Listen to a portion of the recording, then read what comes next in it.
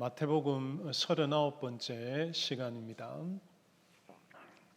성도 여러분, 우리는 지난 2주간 말씀을 통해서 우리가 믿고 따르는 예수님, 우리가 사랑하는 주님이 어떤 권능을 가지신 분인지 알 수 있었습니다. 예수님은 큰 풍랑과 바다도 잔잔케 하시고 악한 영들도 쫓아내는 권능을 발휘하셨지요.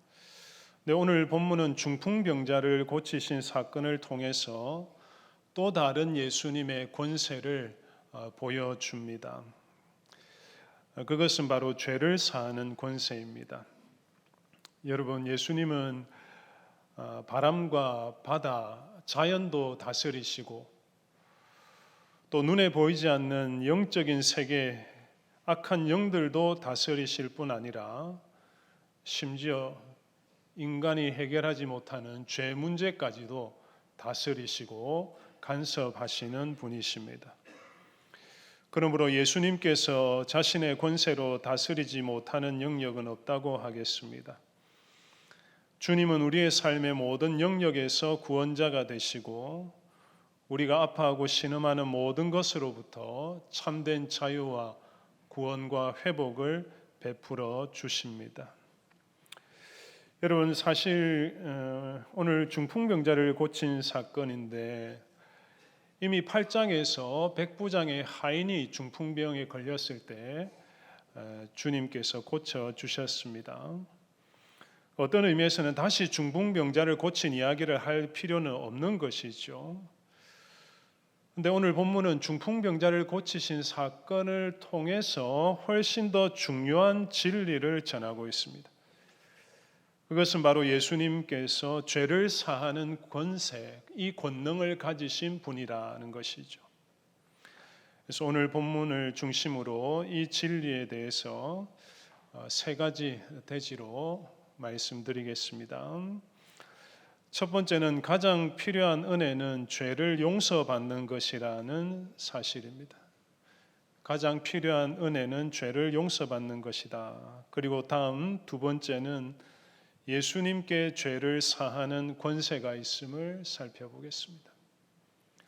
그리고 마지막 3번째로 예수님을 믿음으로 죄 사함을 받을 수 있다는 사실을 주목하겠습니다. 자, 첫 번째, 가장 필요한 은혜는 죄를 용서받는 것입니다. 여러분, 우리 각자가 주님과의 관계에서 원하는 은혜, 받고자 하는, 기대하는 은혜가 있겠지요. 근데 예수님께서 자신의 권세로 우리가 힘들어하는 현실적인 문제에 개입해 주시고 그 고민들을 해결해 주시기를 바랄 것입니다. 근데 오늘 본문은 다른 어떤 것보다도 우리에게 가장 필요한 은혜가 무엇인가? 죄를 사함받는 것이다 라고 말씀합니다.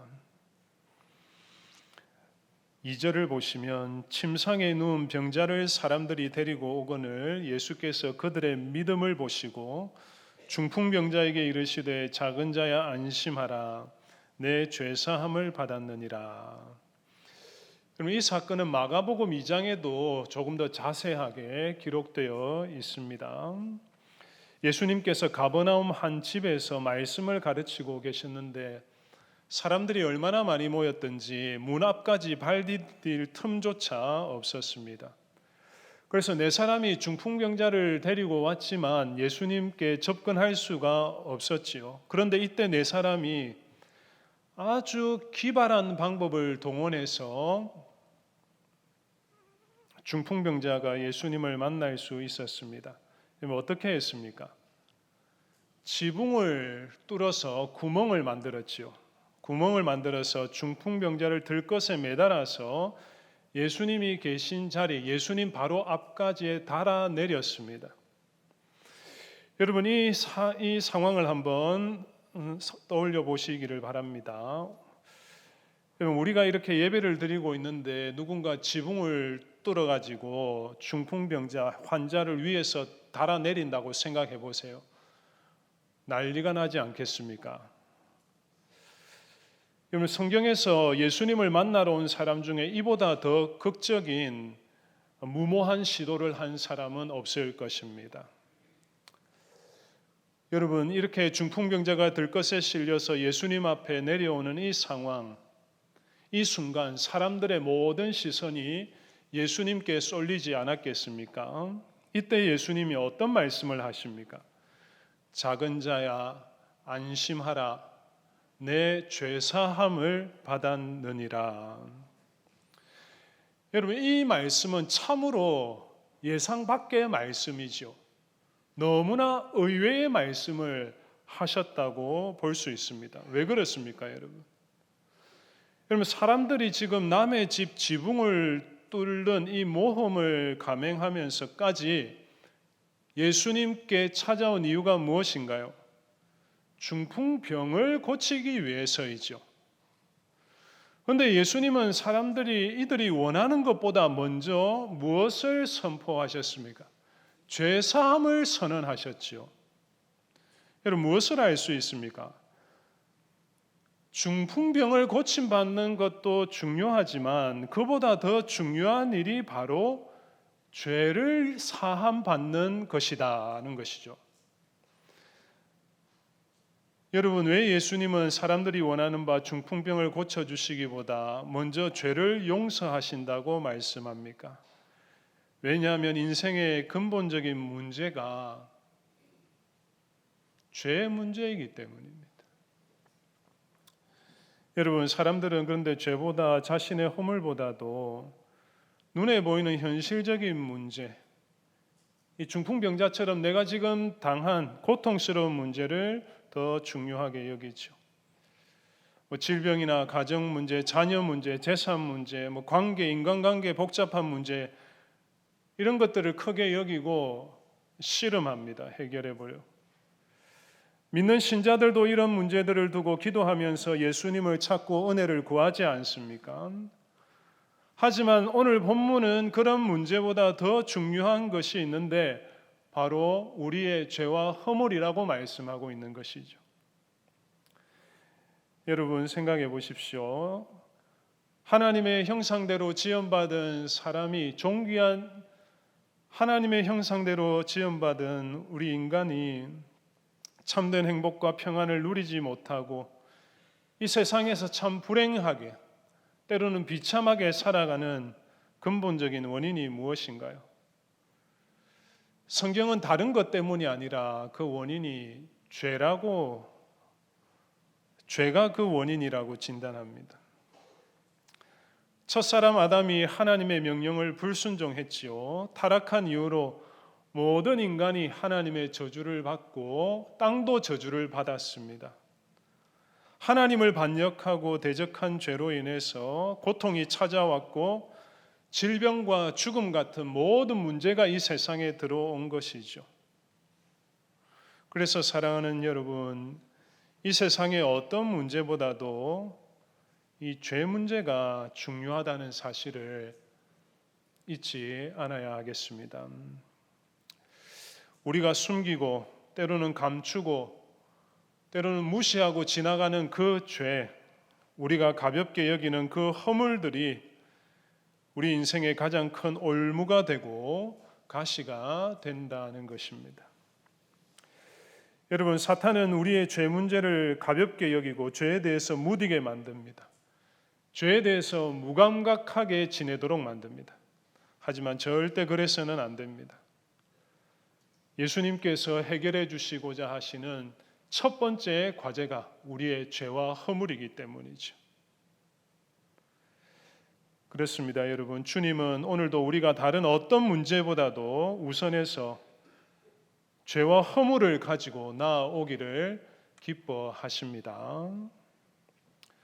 성도 여러분, 우리는 어떤 문제를 가지고 주님을 찾고 있습니까? 어떤 은혜를 베풀어 주시기를 기대하고 있습니까? 중풍병자처럼 병을 고치기 위해서 주님을 찾고 부를 수도 있고, 물질 문제 또는 재산 문제로 인해서 주님을 찾고 또 자녀 문제로 주님 앞에 엎드릴 수도 있겠지요. 또 청년들은 취업 문제로 또 결혼 문제로 예수님께 나아갈지도 모르겠습니다. 그런데 정작 가장 중요한 문제인 나의 죄와 허물은 내버려둔 채 다른 문제만을 가지고 주님을 찾고 있지는 않는가? 그래서 내 죄사함을 받았느니라는 말씀보다도 내 병이 나을 것이니라, 내 자녀가 잘 될 것이니라, 물질적으로 형통할 것이니라, 합격할 것이니라, 이런 말씀을 더 듣고 싶어 하지는 않는가? 물론 주님은 질병도 치유하십니다. 인생의 거친 풍랑들을 단번에 잠잠하게 하실 수 있습니다. 하지만 주님이 가장 원하시는 일은 바로 저와 여러분의 죄를 사하는 것입니다. 그것이 우리에게 가장 큰 복이요 은혜이기 때문입니다.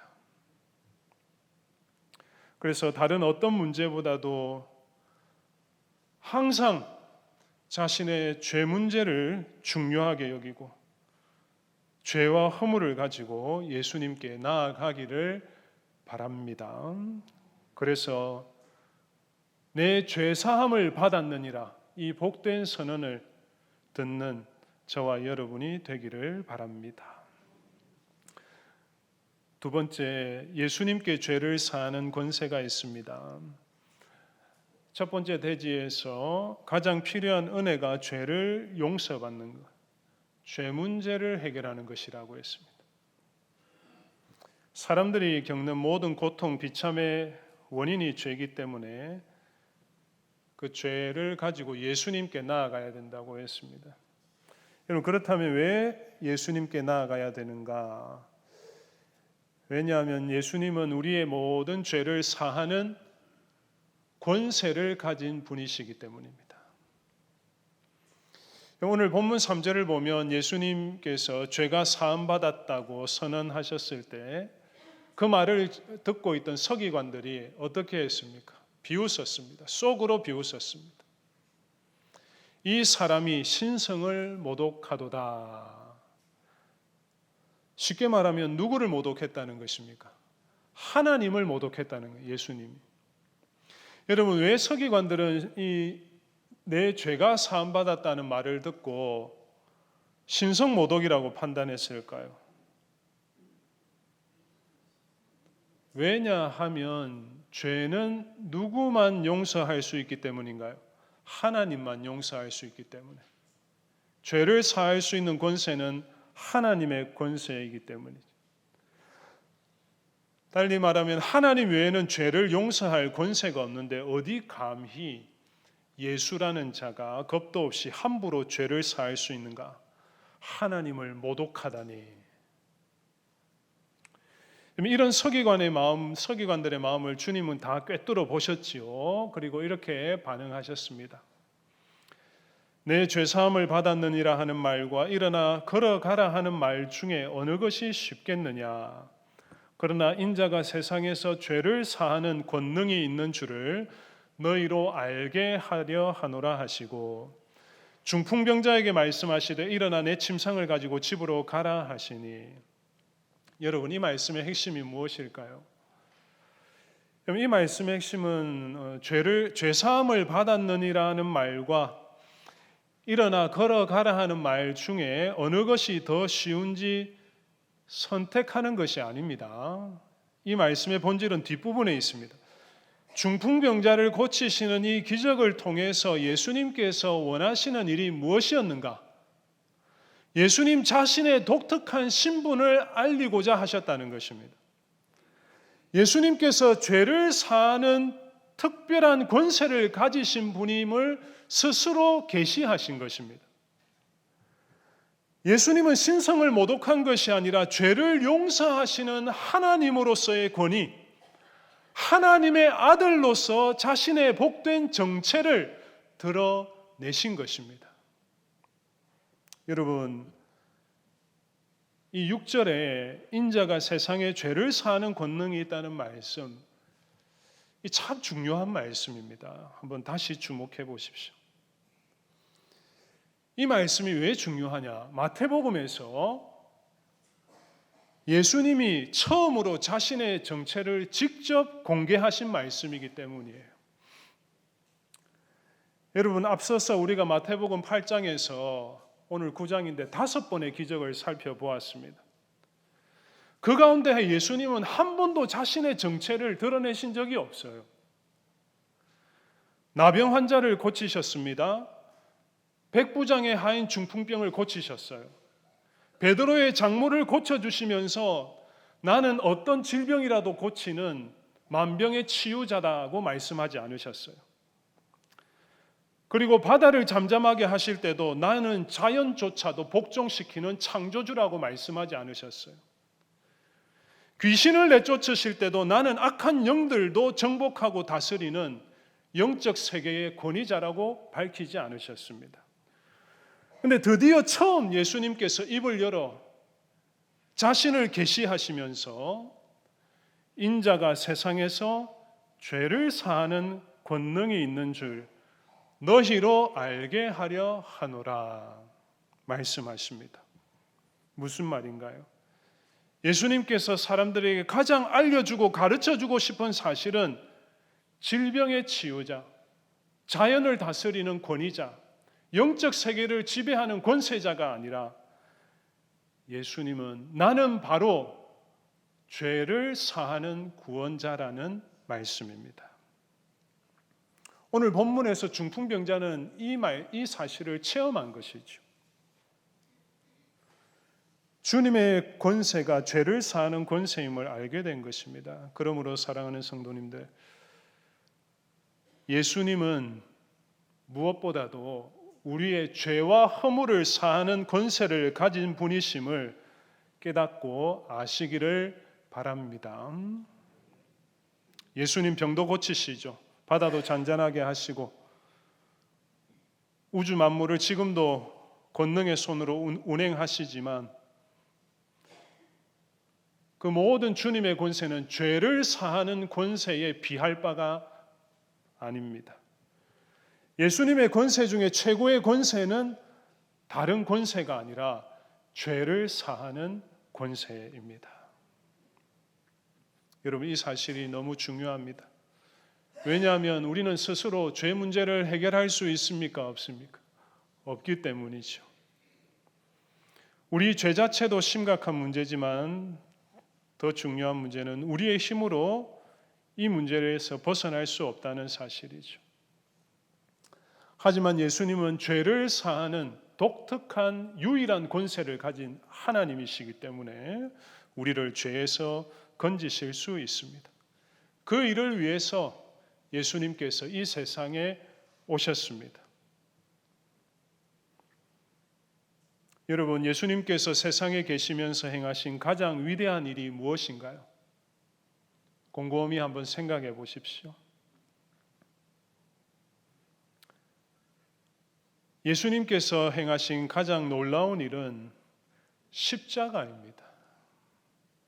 우리를 대신해 십자가에 못 박혀 죽으심으로 죄인들의 구원자가 되어 주신 것입니다. 본래 우리가 죄인이기 때문에 우리가 형벌받아 죽어야 하는데 예수님께서 우리 대신 십자가에 피 흘려 죽으셨습니다. 우리 스스로 도저히 해결할 수 없는 문제이기 때문에 예수님께서 친히 오셔서 우리의 죄를 사하시는 구주가 되어 주신 것입니다. 그렇습니다, 여러분. 예수 그리스도만이 우리의 모든 죄를 해결하고 용서할 수 있는 유일한 구원자이십니다.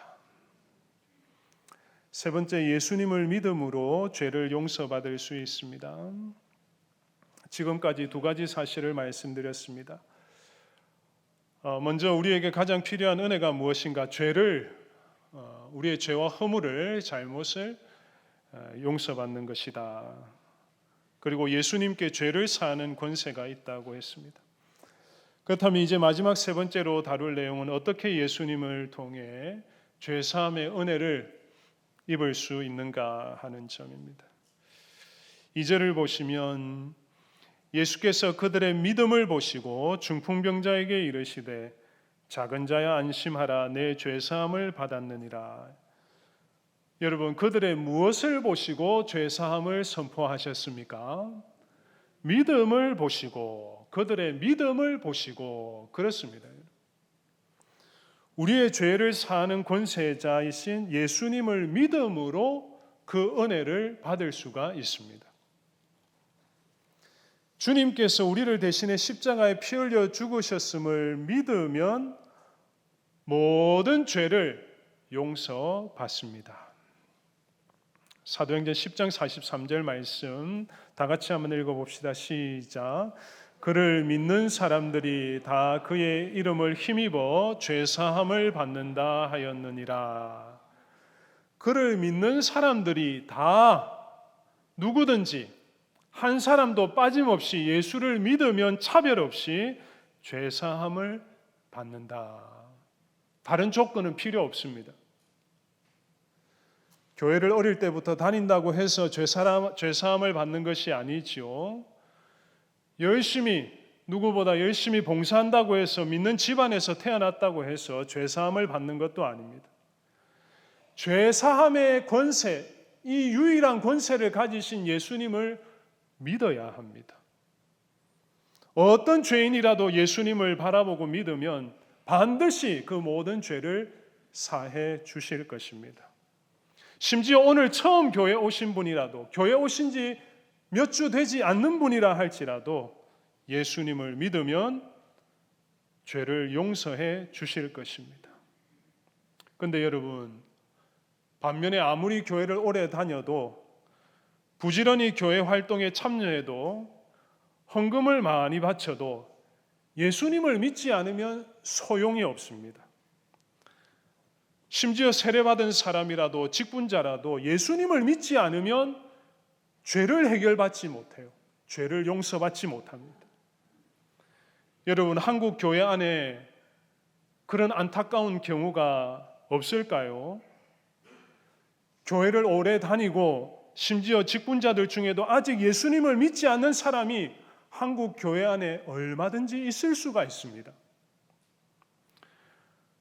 하지만 이 자리에 계신 모든 분들은 단 한 사람도 빠짐없이 죄를 사하는 유일한 구원자 예수 그리스도를 믿으시기를 바랍니다. 믿으면 죄사함을 받았느니라 인정해 주실 것입니다. 그리고 이미 예수님을 믿어 죄사함을 받은 신자들도 어떻게 해야 됩니까? 한번 죄사함을 받았느니라 하면 끝인가요? 아니죠. 계속해서 죄를 씻어야 하지 않습니까? 여러분, 믿는 사람은 다시 죄를 짓지 않고 죄와 상관없이 사나요? 아니지요. 우리도 죄를 범합니다. 그래서 요한 1서 1장 8절에 보면 우리가 죄가 없다고 말하면 스스로 속이는 것이라고 했습니다. 우리도 죄를 범하지 않고 살 수 없다는 것이죠. 우리가 세상에서 마음으로, 입술로, 생각으로, 행동으로 죄를 범하지 않는 날이 있겠습니까? 순간순간 범하는 죄들 떠올려 보면 너무 많지요. 여러분, 오늘 그런데 예수님의 권세는 어떤 권세라고 했습니까? 그 모든 우리의 죄를 사하는 권세라고 했습니다. 오늘 설교 후에 부를 찬송을 제가 264장으로 선택을 했는데 제목이 무엇이냐면 정결하게 하는 셈입니다. 정결하게 하는 셈. 이 찬양은 이렇게 시작합니다. 정결하게 하는 셈이 나의 앞에 있도다. 그렇게 시작합니다. 여러분, 이 정결하게 하는 셈, 항상 마르지 않고 우리 앞에 우리의 죄를 정결하게 하는 셈, 어떤 셈이겠습니까? 예수 그리스도라는 셈 아니겠습니까?